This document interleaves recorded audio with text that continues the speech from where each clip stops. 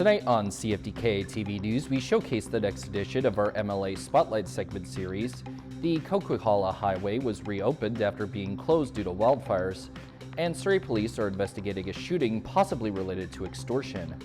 Northwest BC's only television news team. We are CFTK-TV News.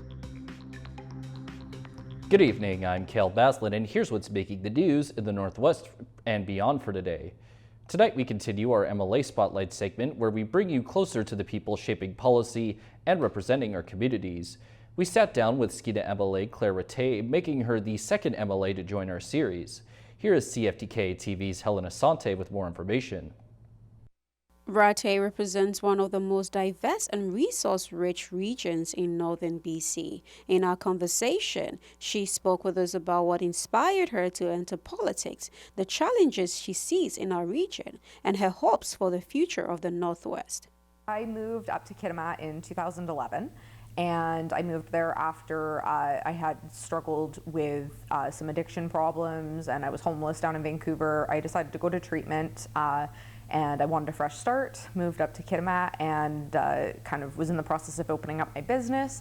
And I realized that I was having a lot of difficulty navigating that process with the district of Kitimat, and I was getting frustrated. There were some issues with, some outdated planning department stuff, zoning issues, and someone recommended to me that I should try to run for city council. And I was 20 years old and I thought I didn't stand any chance of getting elected, but I decided to take a chance and do it anyhow. I'd always been interested in politics. And so I ended up running and I got onto council, and it was a really, really amazing 4 years. I enjoyed my work there a lot. I learned so much. And through that time, I started recognizing that, in my opinion, we didn't have sufficient representation. She says those experiences now drives a commitment to housing, healthcare, community development, and supporting Indigenous initiatives across the Northwest. If we look at one small portion of the healthcare issues, it might be a small portion, but it's having a huge and devastating impact. For example, for decades, we have known that generationally the baby boomers were going to start to age and that we were going to have some really serious gaps in our healthcare system. We haven't been building out long-term care, assisted living facilities, and now we're seeing what's happening with the shortage of home care nurses. I've always been a big proponent of aging in place when it's possible. I think that, our home care system as it stands right now, I don't understand. We're the only province that charges as much as we do for home care services. It should be something that's either free or heavily subsidized to encourage people to be allowed to age in their home if that's what they choose to do. But we don't have that ability in this region. We are facing serious shortages when it comes to home care nurses. Specifically here in Terrace, this has been a really, really devastating impact. And it's harder up here to recruit and retain people. It just is. If we can get more people trained from the north, they're more likely to stay and want to work in the north, right? I think that at the end of the day, what I'm looking for is the equality of opportunity. I want us to have the same opportunities up here in northwestern BC as every other part of the province has. And was the driving force behind the Premier's recent tour of the Northwest. When I started in this position, I found out that our Premier had actually never been to Kitimat and had never toured the LNG Canada facility.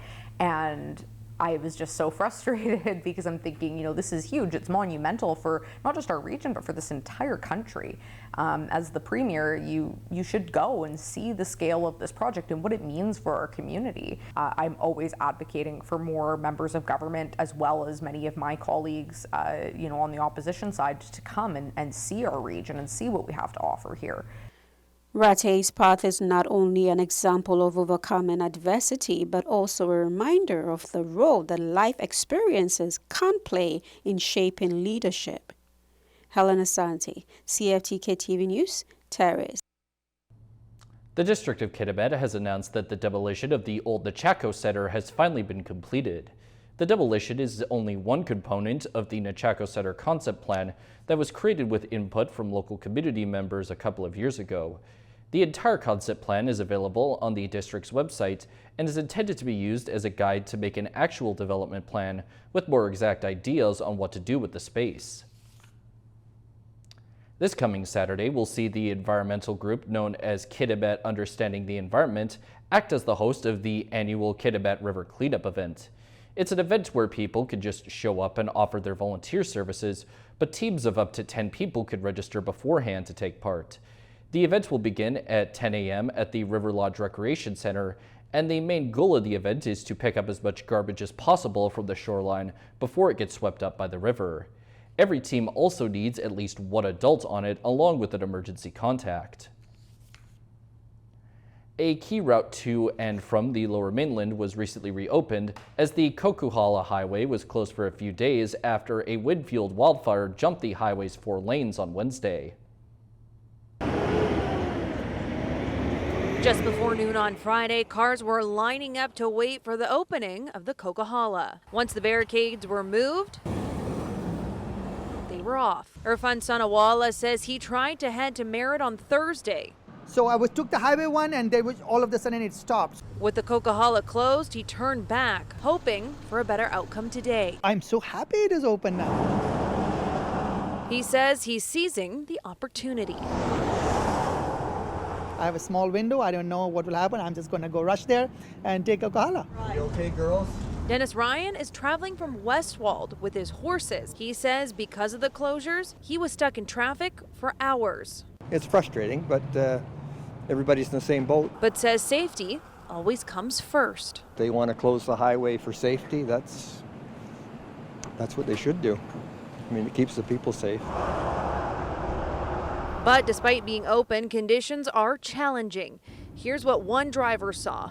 There's limited visibility, exits on the highway are closed, and there's no stopping between Hope and Merritt. As for the Mine Creek fire, we are expecting this fire to grow. The Wildfire Service says the fire remains out of control. Terrain has made access difficult and visibility has also posed some challenges. She says aside from controlling the fire, right now the focus really is on that infrastructure protection. However, Ryan says he commends those on the ground doing the hard work. I wouldn't want to be responsible for putting these fires out, so my hat's off to the people that do it.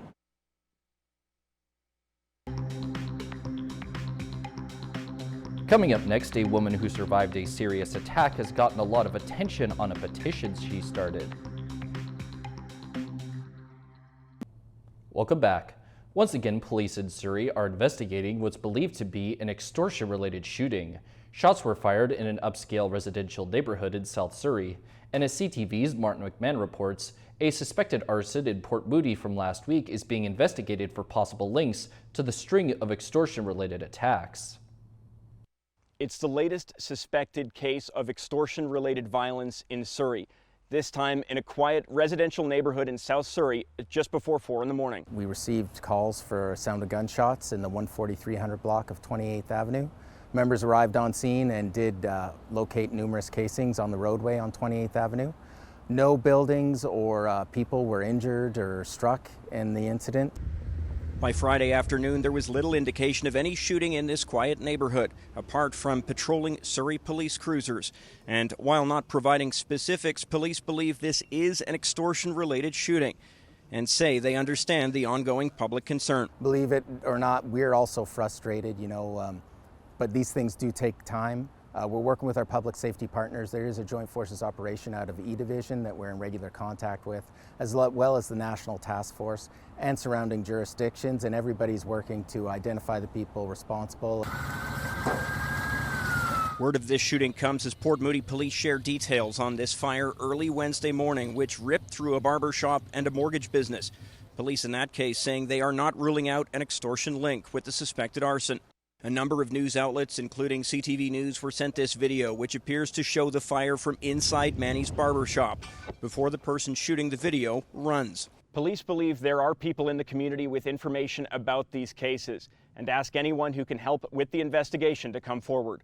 Martin McMahon, CTV News, Surrey.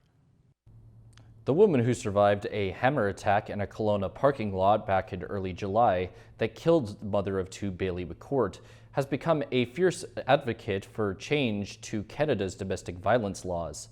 That advocacy took a big step forward when her petition to the House of Commons went live, and hundreds have already signed.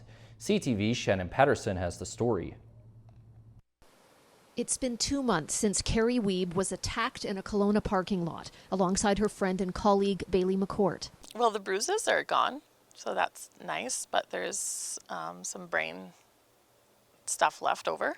McCourt, a mother of 2, was killed in the attack. The alleged perpetrator, her estranged husband, who'd been convicted of domestic violence charges earlier that day and wasn't held in custody to await sentencing. When I was in the hospital after what happened, definitely that's when I started scribbling in a notebook. We began drafting an e-petition for the House of Commons, calling for more protections for victims of domestic violence and more punishment for perpetrators. Bail reform, GPS tracking between conviction and sentencing, criminal record checks with marriage licenses. After several drafts, she had a version of the e-petition that was approved by the House. MPs, MLAs, they are very supportive on both sides, like conservative, liberals, like all of it. The e-petition went live on Thursday. Wiebe was told if 500 people signed it, the sponsor MP could then present it in the House of Commons. Well, I'm quite shocked this morning when I got up and saw 643 signatures. I started to cry and hyperventilate. So it's amazing. I'm so grateful. She knows it's something Bailey McCourt would have wanted. I think she's rooting me on for sure. I can feel it because I wanted to give up a couple times. But I could hear her. Don't stop, just keep going. Yeah, I think she'd be happy. For Wiebe, recovery has been slow and difficult. The last few weeks have been really, really hard.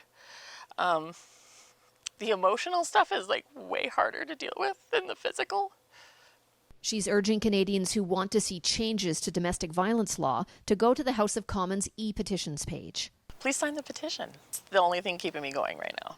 Shannon Patterson, CTV News. A priceless piece of Canadian motorsport history was recently stolen from the BC Sports Hall of Fame. The family is hoping the person who took it will return the item, and they have described it as a symbol of their late son's legacy. CTV's Isabella Zavarisi has more. With his fist in the air, he takes the checkered flag. He was one of the province's greatest athletes. Greg Moore from Maple Ridge won 5 IndyCar races, all before the age of 24. He was just a prodigy as a race car driver at every age. Tragically, Moore died in a crash in California. His legacy immortalized in an exhibit at the BC Sports Hall of Fame. He was even more respected as a person. There's a reason why we have a full gallery on him here. The gallery includes a historic helmet loaned to the museum by his family. Moore wore it during his 1998 victory at the Rio 400 in Brazil. And that helmet was one of the most significant in the collection here. And now it's gone. Somebody took it from the museum Wednesday afternoon. It cuts a little bit deep that that helmet has been stolen from us. Curator Jason Beck describes the suspect as a young man wearing a black hat and pants, gray jacket, white shoes, and burgundy sports bag. Greg's dad, Rick, issued a statement saying the helmet is a part of Greg that we'll never get back. It's just not racing gear. It's a symbol of who he was. We don't have an estimate on the value. I talked with Greg's parents, Rick and Donna Moore, and the one word that kept coming up was priceless. The family and the museum are pleading with the public for help and for the suspect to return the beloved piece of Moore's memorabilia. He's not an athlete that deserves this kind of treatment, you know. He's an athlete that should be admired. His career should be celebrated, and just do the right thing. Bring the helmet back and we can move on. Isabella Zavarisi, CTV News, Vancouver. And now we take a look at both your nightly and weekly weather forecast. On the North Coast, tonight should see periods of drizzle and a low of 12 degrees, with the upcoming week having one day of mixed conditions and rain the rest of the time, while the high moves from 14 to 17 degrees. In the Terrace-Kitimat area, their night should also see periods of drizzle and a low at 13 degrees, as the rest of the week is similarly seeing a mixed sun and cloud day surrounded by rainy days, and the high will bounce from 22 to 15 degrees, And in the Bulkley Valley and Lakes District, the night for them will contain clear skies and a low at 2 degrees, with the next week or so starting off sunny before getting all rainy at the end, and their high is expected to move from 23 to 18 degrees. Checking out the highways now, visit Drive BC for the latest and up-to-date conditions, and as always, drive safe out there. Highway 16 has construction work, bridge maintenance, utility work, road maintenance work, paving operations, tree pruning, mowing, and the Usk Ferry is out of service due to the low river level. Highway 37 has bridge construction, construction work, other maintenance planned, and bridge maintenance. Highway 37A is still dealing with falling rocks between west of Biziadin and east of Stewart and paving operations. And the Nishka Highway has some road construction work. And this is what the roads were looking like this afternoon around the region from the view of the province's highway cams.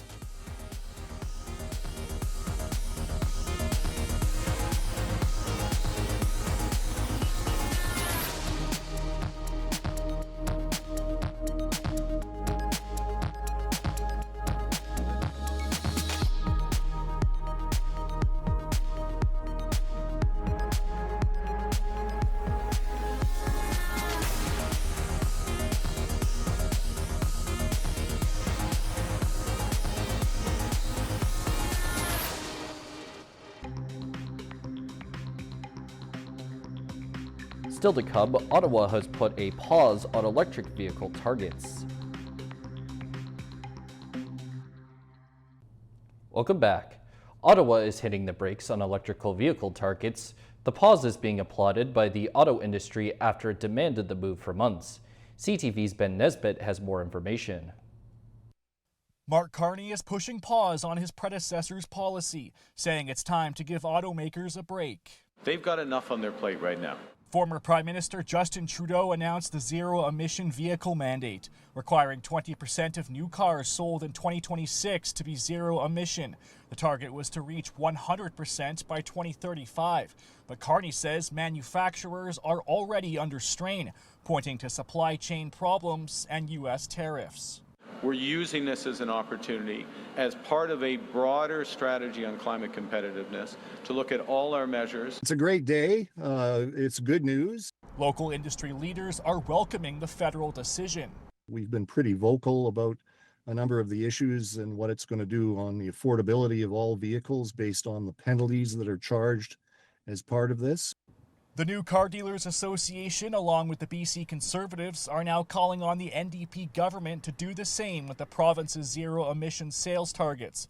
And that would mean scrapping the 2026 requirement, just like Ottawa.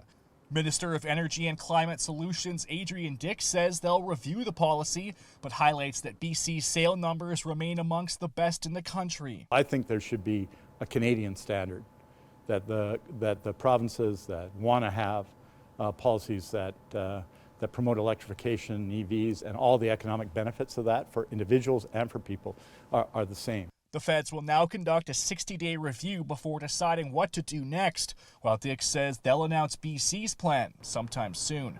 Ben Nesbitt, CTV News, Vancouver. The people affected by two different crashes met together in the Ontario legislature, one a grieving family and the other Ontario's premier. And out of that could be a major change to the laws on the province's roads. CTV's John Woodward has the details. Andrew Cristillo's brother, best friend, and father, stunned but grateful as they left the Ontario legislature Friday. Yeah, it feels good for a change. Here we go. Inside, they met with Ontario's premier to discuss Andrew's Law, legal changes the Cristillos are hoping for in the wake of Andrew Cristillo's death on Highway 48 in August. His three daughters hospitalized in a crash. The other 18-year-old driver charged with dangerous driving and fleeing the scene. This is a reckless, careless person that didn't care about people's lives, as he hit me going 230 kilometers. It was reporting by CTV News that first made that connection. The same driver, Jaywin Kiruben-Anthan, faced similar charges in a January crash with an SUV carrying Premier Doug Ford. This was preventable, and now it's time to prevent this from ever happening to any of your families. those affected by the 2 crashes in one room. And then, flanked by ministers, Ford vowed to implement by the end of the year a law to allow immediate license suspension for those charged with dangerous driving, similar to what happens now with stunt driving and impaired driving. That I agree 1,000%. There should be immediate suspension. The Cristillo kids are out of hospital. Their mom has late-stage breast cancer. She works at the school board as well, and I'm going to make sure that our Minister of Education calls the school board. Support Christina. In Jordan Cristillo's pocket as he stood next to the Premier, a keepsake the family had made. He was an avid beer league hockey player and sports card collector.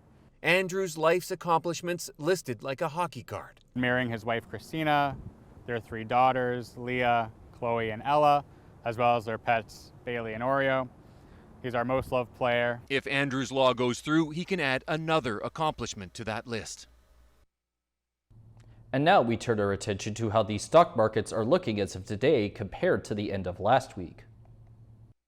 The Canadian dollar is up 7/100ths of a cent. The price of gold is up $24.10. Oil is up 39 cents. Natural gas is up 5 cents.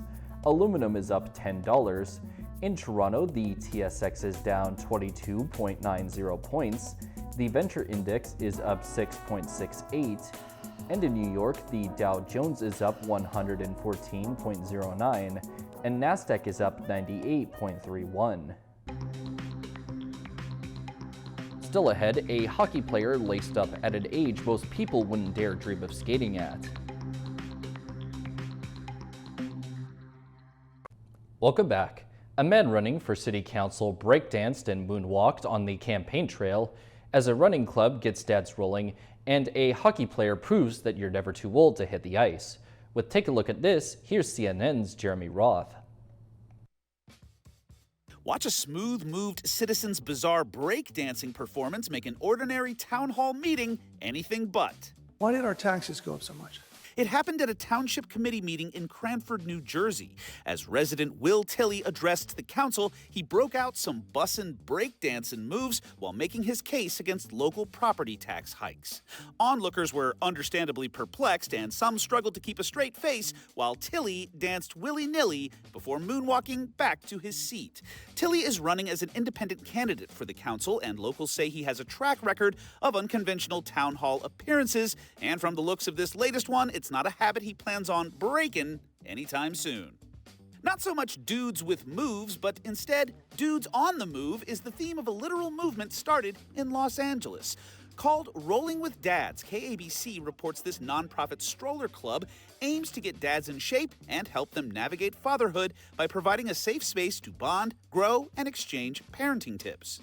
It's hard to meet other people and meet other fathers in the community. We can just talk about the journeys of fatherhood, what we go through on a daily basis. Finally, one really fit 91-year-old is still on a journey of his own, on the ice. Lenny Trusowitz of Michigan is a healthy, hockey-playing nonagenarian, that means someone in their 90s, and he's been lacing up and carving it up for some 70 years. So how is Lenny still out there slinging pucks with the young bucks? He says it's all thanks to a lifetime of clean living. I've never smoked. I had my first bottle of beer when I was 25. Being active, it's good for my health and good for my mind. For Take a Look at This, I'm Jeremy Roth. That's all of our news for now. From everyone here at CFTK-TV News, I'm Cael Maslin, and thank you for watching. We'll see you next time.